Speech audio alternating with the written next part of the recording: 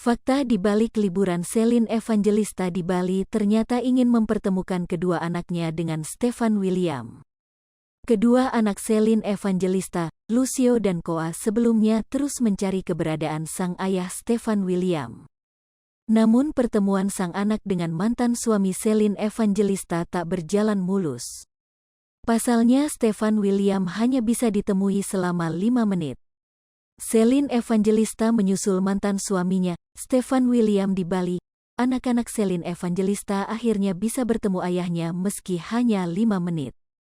Tak kalah dengan Stefan William yang kini sudah menetap di Bali bersama Ria Andrews kekasih barunya, Celine Evangelista tampaknya bakal menyusul.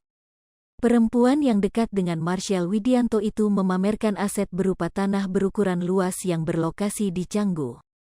Meski sudah resmi berpisah dan memiliki kehidupan masing-masing, tampaknya Celine Evangelista dan Stefan William masih sulit untuk dijauhkan.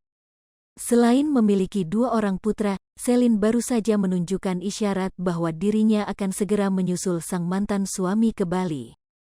Pasalnya dilansir melalui unggahan story janda berandak 4 ini, Senin, tanggal 9 Mei tahun 2022. Celine memamerkan aset berupa tanah berukuran luas yang berlokasi di Canggu, Bali. Meski tak mengungkap langkah yang akan segera diambil untuk menggunakan aset yang dimilikinya tersebut, tampak Fury Harun sahabat Celine menunjukkan lokasi dan kondisi tanah milik janda Stefan William ini. Cek lokasi tanah punya ibu muda yang rajin kerja dan menabung, papar Fury.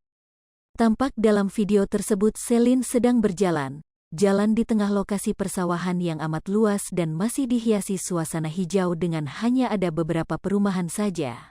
Jika dilihat, tanah yang ditunjukkan dalam video tersebut memiliki luas sekitar 1 hektare.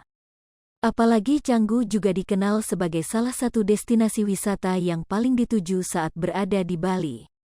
Aset tanah milik Celine Evangelista ini tentunya akan sangat menjanjikan jika dibuat rumah pribadi, villa, atau tempat hiburan untuk berwisata. Menyinggung soal keberadaannya bersama Lucio dan Koa yang sedang ada di Bali, Celine pun sempat menyinggung soal pertemuannya dengan Stefan William.